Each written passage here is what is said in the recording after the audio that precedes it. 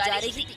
इसी को लेकर कई बार आंदोलन भी हो चुके हैं और हर वक्त विपक्ष कई चुनावों में इसका वादा कर्मचारियों से करता नजर आया है। अब इसी को लेकर बड़ा अपडेट सामने आया है। तो वहीं बीते 10 सालों में पहली बार प्रधानमंत्री नरेंद्र मोदी केंद्र सरकार के कर्मचारियों और साथ ही कार्मिक मंत्रालय के राष्ट्रीय स्तर से संयुक्त परामर्श तंत्र में कर्मचारी प्रतिनिधियों से इस विषय में चर्चा कर चुके हैं, जिसके बाद उन्होंने की बड़ी घोषणा कर दी है। आज हम इस वीडियो में आपको इसके बारे में विस्तार से समझाएंगे। आज हुई कैबिनेट की बैठक में ओल्ड पेंशन स्कीम और न्यू पेंशन स्कीम की जगह यानी यूपीएस यूनिफाइड पेंशन स्कीम पर मुहर लगा दी गई है। सरकार ने कहा है कि जो कर्मचारी 25 साल तक नौकरी करेगा उसे पूरी पेंशन मिलेगी।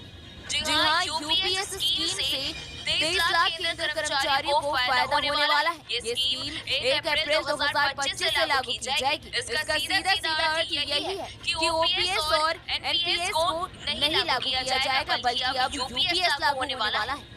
वहीं आपको ये भी बता दें कि पुरानी पेंशन योजना यानी ओल्ड पेंशन स्कीम ओपीएस के तहत सरकार साल 2004 से पहले कर्मचारियों को रिटायरमेंट के बाद एक निश्चित पेंशन देती थी।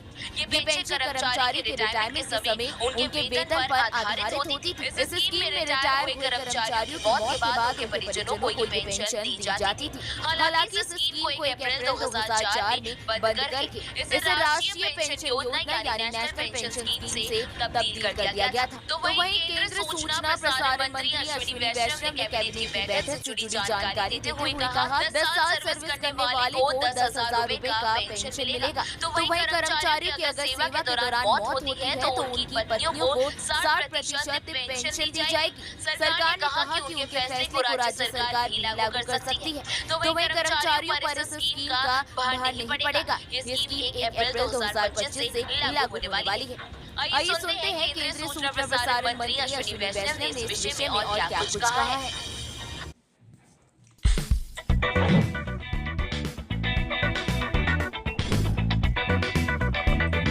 के बाद में और साथ ही साथ जो जॉइंट कंसल्टेटिव मैकेनिज्म है सेंट्रल गवर्नमेंट के एम्प्लॉइज का JCM, उसके साथ मल्टीपल मीटिंग्स दुनिया के कई देशों में किस तरह की स्कीम्स है, किस तरह के सिस्टम है वो भी देखा। फिर भारत की जो अर्थव्यवस्था है और केंद्र सरकार का बजट है उसको समझने के लिए रिजर्व बैंक ऑफ इंडिया के साथ, वर्ल्ड बैंक के साथ, सबके साथ कंसल्टेशन हुए और इस कंसल्टेशन के बाद में एक यूनिफाइड पेंशन स्कीम का रिकमेंडेशन इस कमेटी ने किया। और आज प्रधानमंत्री नरेंद्र मोदी जी की अध्यक्षता में यूनियन कैबिनेट ने यूनिफाइड पेंशन स्कीम को अप्रूव किया है, इसको अनुमोदित किया है और ये स्कीम अभी आने वाले समय में लागू होगी। इस स्कीम के 5 पिलर्स हैं। सबसे इम्पोर्टेंट विषय था कर्मचारियों की तरफ से कि हमें अश्योर्ड अमाउंट एक चाहिए, जो बहुत लॉजिकल और वाजिब रिक्वायरमेंट था। इस डिमांड पे एक मेथोडिकल वे में काम करके और एक्चुअरियल साइंसेस जो लोग आगे का भविष्य का रिक्वायरमेंट वगैरह कंप्यूट करने का एक तरीका होता है जिसको एक्चुअरियल साइंस बोलते हैं, उनके साथ मिलके कई तरह के फाइनेंशियल मॉडल्स को प्रोजेक्ट करके और सबके साथ मिलके सिस्टमैटिक तरीके से 50% अश्योर्ड पेंशन, ये इस यूपीएस का सबसे पहला पिलर है। इसकी डिटेलिंग देखनी चाहिए हमें। जो ये अमाउंट मिलेगा वो रिटायरमेंट से पहले के 12 महीनों की एवरेज बेसिक पे का 50% होगा। मैं रिपीट कर रहा हूँ, अश्योर्ड पेंशन का जो अमाउंट है that will be the average of basic पे ऑफ 12 months बिफोर सुपरएनुएशन, उसका 50% होगा। और इस फुल पेंशन के लिए जो क्वालिफाइंग एज है, क्वालिफाइंग सर्विस रहेगी वो रहेगी 25 years, यानी 25 वर्ष तक अगर किसी ने काम किया है, सेवा की है, तो उसको फुल पेंशन यानी जो ये अश्योर्ड पेंशन का अमाउंट है वो मिलेगा। 25 साल से अगर कम है लेकिन 10 साल से ज्यादा है तो उसमें प्रोपोर्शनेट पेंशन रहेगी, प्रो रेटा वो पेंशन का अमाउंट बनेगा।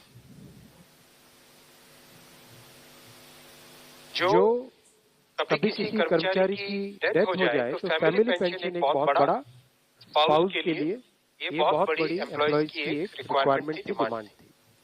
तो सेकंड पिलर इस यूपीएस का है एश्योर्ड फैमिली पेंशन। किसी भी कर्मचारी के डिमाइज से पहले इमीडिएटली पहले जो पेंशन थी, अमाउंट था, उसका 60% मिलेगा एम्प्लॉय के डिसीज्ड एम्प्लॉय के स्पाउस को।